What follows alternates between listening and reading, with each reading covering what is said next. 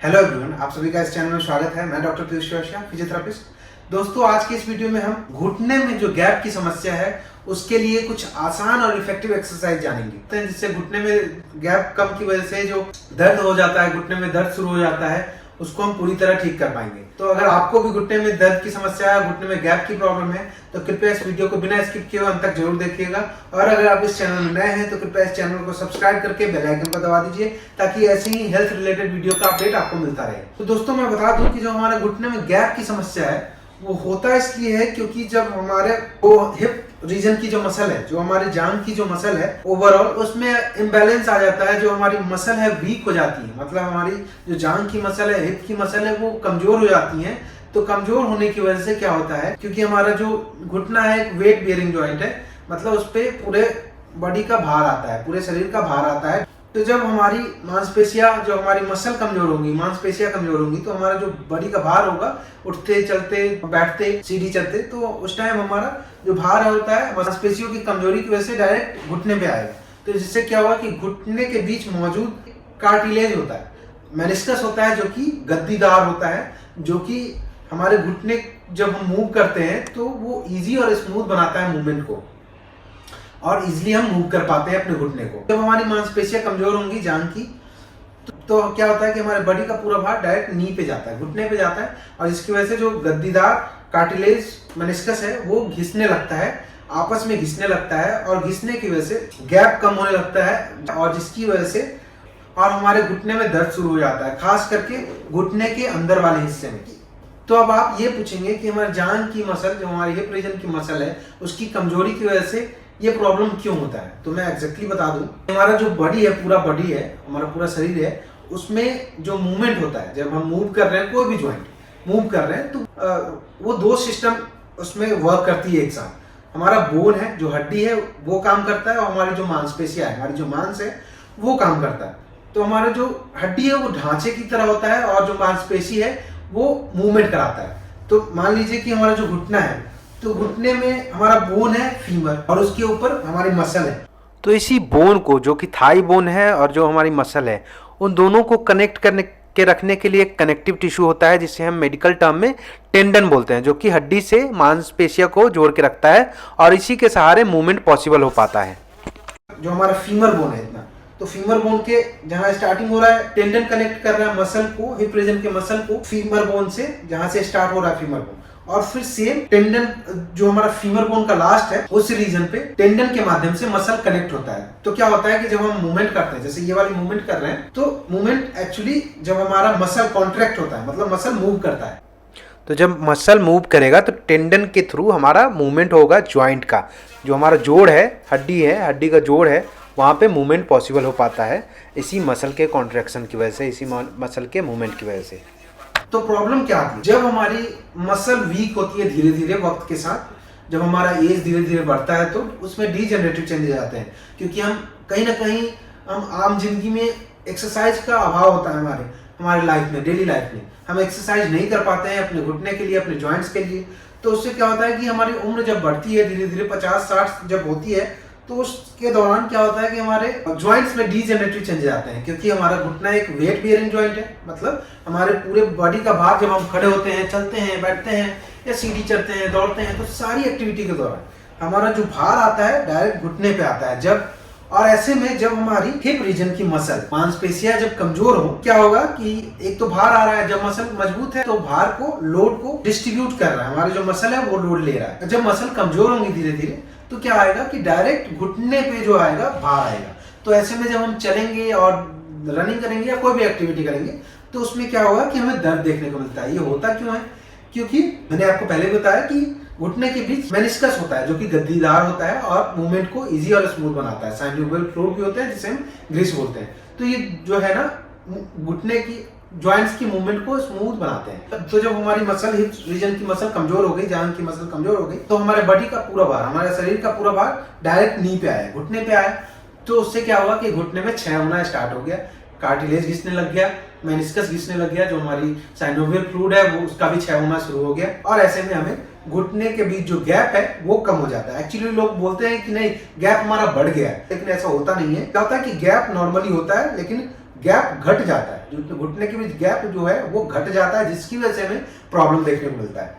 इसी कंडीशन को, मतलब घुटने के बीच जो गैप कम होने की कंडीशन को ही हम ऑस्टियोआर्थराइटिस ऑफ नी बोलते हैं, ऑस्टियोआर्थराइटिस हम बोलते हैं।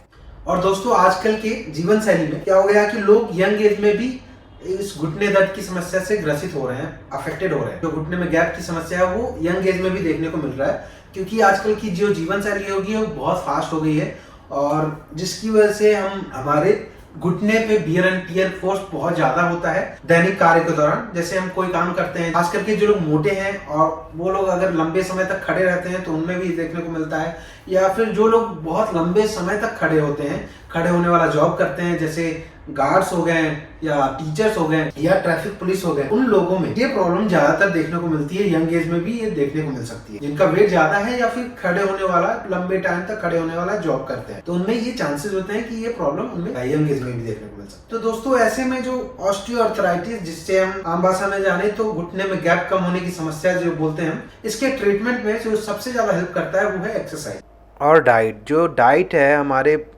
जब हम सही डाइट लेते हैं तो इससे हमारी बॉडी वेट ज़्यादा नहीं गेन होता है, और हमारी जो बॉडी की जो न्यूट्रिशनल रिक्वायरमेंट है उसको भी फुलफिल करके रखता है डाइट। क्योंकि हम इसमें रूट कॉज को, मतलब जो प्रॉब्लम जड़ से जहाँ से स्टार्ट हो रहा है उसको हम ठीक करते हैं। क्या होता है, मसल वीक हो रहा है तो हम मसल की स्ट्रेंथनिंग करेंगे, मसल की स्ट्रेंथनिंग करेंगे, जिससे कि धीरे धीरे मसल स्ट्रेंथन होगा, और उससे क्या होगा कि जब मसल स्ट्रेंथन होगा तो हमारा जो भार है बॉडी का वो किसी भी आम दैनिक कार्य के दौरान डायरेक्ट घुटने पे नहीं आएगा। हमारी मसल जो है लोड डिस्ट्रीब्यूट करेंगी, और आपका जो घुटने की प्रॉब्लम है वो उसको आप मैनेज कर सकते हो, उसको आप पूरी तरह ठीक कर सकते हो, और अपने घुटने दर्द की समस्या को पूरी तरह ठीक कर सकते हो। तो चलिए फर्स्ट एक्सरसाइज करते हैं। तो दोस्तों अब हम फर्स्ट एक्सरसाइज करेंगे। ये क्या है कि आप इसे खुद से कर सकते हो, जिससे आपके घुटने में जो गैप की प्रॉब्लम है, जो गैप कम हो गया, उसको आप बढ़ा सकते हो इस एक्सरसाइज को करके। तो इसे करने के लिए क्या करना है कि अगर आपको दोनों घुटने में प्रॉब्लम है तो दोनों घुटने में एक एक करके करना है। अगर आपको एक घुटने में प्रॉब्लम है तो एक घुटने से करना है। क्या करना है कि तौलिए को, पतले तौलिए को रोल कर लेना है कुछ इस तरह, और अपने घुटने के बीच में रख लेना है कुछ इस तरह। अभी हमें क्या करना है, अपने दोनों हाथ से घुटने को अपने पास लेके आना है, पैर को, एड़ी को अपने पास लेके आना है। इससे करने से क्या होगा कि जो घुटने में गैप जो कम हो गया है वो इस तौलिए की मदद से धीरे धीरे गैप खुलेगा, और जिससे आपको पेन में अच्छा रिलीफ देखने को मिलेगा। तो इसे आपको जितना पास ला सकते हो कंफर्टेबली, जहाँ तक आपको दर्द ना हो वहाँ तक लाइए और होल्ड करके रखिए। होल्ड कीजिए 1 2 3 4 5 6 7 8 9 10 11 12 13 14 15 15 सेकंड तक होल्ड कीजिए, फिर रिलैक्स कीजिए। इसी तरह आप इस एक्सरसाइज को 5 से 10 बार आप कर सकते हो। तो अभी हम सेकंड एक्सरसाइज करेंगे। क्या है कि हमारे घुटने की जो मांसपेशियां है, जो हमारी जांघ की मांसपेशियां है, वो कमजोर होने की वजह से हमें ये प्रॉब्लम देखने को मिलता है, तो उसको स्ट्रेंथन करेंगे। तो स्ट्रेंथन करने के लिए क्या करना है कि आपको एक टॉवल रोल को अच्छे से रोल कर लेना है, घुटने के बीच में रख लेना है, घुटने के नीचे रख लेना है, और आपको लेट जाना है। लेट के अभी क्या करना है कि घुटने से इस तौलिए रोल को, टॉवल के रोल को नीचे दबाना है। दबाते हुए 10 से 15 गिनने तक होल्ड करना है। 1 2 3 4 5 6 7 8 9 10। इसे करने से आपकी जो ये मसल है वो कॉन्ट्रैक्ट होंगी, बिना मूवमेंट के ही मसल स्ट्रेंथन होंगी, मसल जो है मजबूत होंगी। फिर इसी तरह इस एक्सरसाइज को 10 से 15 बार दोहराने हैं। सेम इसी तरह अभी इस टॉवल रोल को, तौलिए के रोल को एड़ी के नीचे रख लेना है, और सेम अभी एड़ी से नीचे की तरफ दबाने हैं तौलिए रोल को, टॉवल के रोल को, और दबाते हुए 10 गिनने तक होल्ड करना है। 1 2 3 4 5 6 7 8 9 10। इससे क्या होगा, पहले वाले एक्सरसाइज से हमारे क्वाड्रिसेप्स मसल स्ट्रेंथन होंगी, दूसरे इस एक्सरसाइज से हमारी जो हैमस्ट्रिंग मसल है, जो हमारी थाई मसल है, थाई के पीछे वाले मसल जो है वो स्ट्रेंथन होंगे। तो इसे भी हमें कम से कम 10 से 15 बार दोहरा लेने हैं। अगर आपको दूसरे घुटने में भी प्रॉब्लम है, दर्द है और गैप की समस्या है, तो दूसरे घुटने से भी आपको इस एक्सरसाइज को कर लेना है। अभी हम नेक्स्ट एक्सरसाइज करेंगे। इसे करने के लिए हमें एक तकिए की जरूरत होगी। तकिए को अपने दोनों घुटने के बीच में कुछ इस तरह रख लेना है, और अभी हमें क्या करना है कि दोनों घुटने से तकियों को अंदर की तरफ दबाना है। जितना ताकत है उतने ताकत से आप दबाइए, पूरी ताकत से दबाते हुए 10 मिनट तक होल्ड कीजिए। 1 2 3 4 5 6 7 8 9 10। फिर रिलैक्स कीजिए। फिर इसी तरह इस एक्सरसाइज को 10 से 15 बार दोहरा लेने हैं आपको। इससे हमारी क्या है, घुटने जो हमारी थाई, जो हमारी जांघ की अंदर वाली मसल है वो स्ट्रेंथन होगी। अभी हम नेक्स्ट एक्सरसाइज करेंगे, इससे हमारी जो जांघ की जो हिप रीजन की जो बाहर वाली मसल है वो स्ट्रेंथन होगी, क्योंकि हमें पूरे जांघ के मसल को ओवरऑल स्ट्रेंथन करना है। तो इसे करने के लिए हमें थेराबैंड की जरूरत होगी। थेराबैंड या तो आप लूप वाला खरीद लीजिए या फिर नॉर्मल थेराबैंड को बांध करके कुछ इस तरह दोनों घुटने के बीच में कुछ इस तरह थेराबैंड को बांध लेना है। और अभी क्या करना है, घुटने को मोड़ के अभी क्या करना है कि दोनों घुटने को बाहर की तरफ लेके आना है और मैक्सिमम जहाँ पे आपको बहुत अच्छा स्ट्रेंथ फील हो, जहाँ पे बहुत अच्छा रेजिस्टेंस फील हो, वहाँ पे रोक के रखना है। रोक के 10 से 15 गिनने तक होल्ड करना है। 1 2 3 4 5 6 7 8 9 10, फिर रिलैक्स करना है। इसी तरह इस एक्सरसाइज को 10 से 15 बार दोहरा लेना है। अभी हम नेक्स्ट एक्सरसाइज करेंगे, ये हमारी क्वाड्रिसेप्स मसल, जो हमारी जांघ की सामने वाली मसल जो है, हिप रीजन की जो सामने वाली मसल है, उसको स्ट्रेंथन करने के लिए। इसे करने के लिए क्या करना है कि अपने क्वाड्रिसेप्स मसल, जो जांघ की आगे वाली मसल है, उसको एकदम टाइट कर लेना है। और अभी क्या करना है, अपने घुटने को धीरे धीरे ऐसे लाना है, एकदम बहुत फास्ट नहीं, धीरे धीरे काउंट करते हुए 1 2 3 4 5, ऊपर तक 5 गिनने तक लाना है, धीरे धीरे 5 गिनने तक नीचे लाना है। 1 2 3 4 5। इससे जो हमारी क्वाड्रिसेप्स मसल है अच्छे से स्ट्रेंथन होगी। इसी तरह इस एक्सरसाइज को हमें 20 से 25 बार कर लेने हैं। और इस एक्सरसाइज को दूसरे लेग में प्रॉब्लम है तो दूसरे लेग से भी कर लेना है। अभी हम नेक्स्ट एक्सरसाइज करेंगे वीएमओ स्ट्रेंथनिंग। इसे करने के लिए हमें फोम रोलर की जरूरत होगी। अगर आपके पास फोम रोलर नहीं है तो क्या करना है कि पिलो को, आपको तकिए को रोल कर लेना है, गोल करके अपने घुटने के बीच नीचे रख लेना है कुछ इस तरह। अभी क्या करना है कि जो नीचे घुटने से नीचे का जो लेग है उसको कुछ इस तरह ऊपर लाना है, पंजे को अपनी तरफ खींचना है, फिर धीरे धीरे नीचे लाना है। ऊपर लाना है, पंजे को धीरे धीरे अपनी तरफ खींचना है, फिर नीचे लाना है।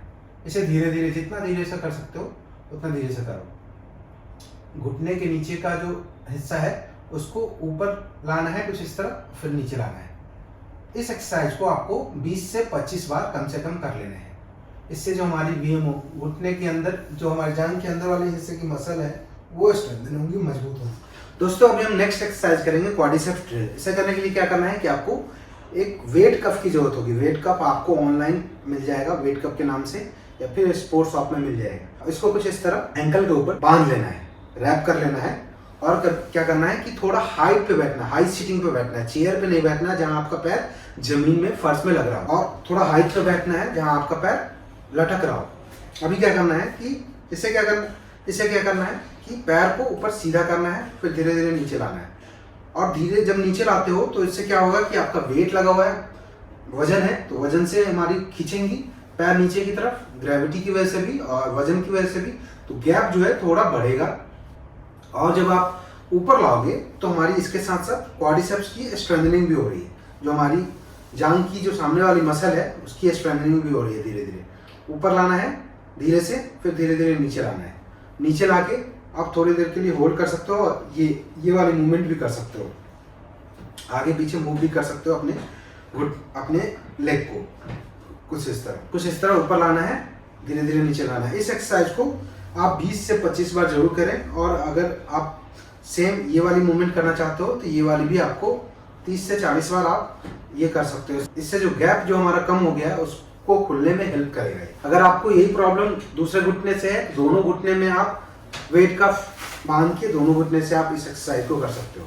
आई होप कि यह वीडियो आपको अच्छी लगी होगी और आपकी घुटने में गैप की समस्या जो है उसको ठीक करने में और घुटने में जो गैप कम होने की वजह से जो दर्द है उसको ठीक करने में काफ़ी ज़्यादा सहयोगी रही होगी। तो अगर आपको इस वीडियो से रिलेटेड कोई भी क्वेश्चन है, कोई भी क्वेरी है, तो मुझे कमेंट के थ्रू जरूर बताएं। और आपको इन एक्सरसाइजों को करके घुटने में गैप की समस्या जो है कम हो गई है और घुटने में दर्द है, उन समस्या में आपको आराम मिला हो तो कमेंट में जरूर बताएं। और अगर आपको यह वीडियो अच्छी लगी हो तो कृपया इस वीडियो को लाइक करें, शेयर करें जितना ज़्यादा से ज़्यादा हो सकता है, ताकि उन लोगों तक यह वीडियो पहुंच जाए जिन लोगों को घुटने में दर्द की समस्या है और घुटने में गैप कम होने की समस्या है, ताकि उन्हें घर बैठे स्वास्थ्य लाभ मिल सके। और अगर आप इस चैनल में नए हैं तो कृपया इस चैनल को सब्सक्राइब करके बेल आइकन को दबा दीजिए, ताकि ऐसे ही हेल्थ रिलेटेड वीडियो का अपडेट आपको मिलता रहेगा। धन्यवाद।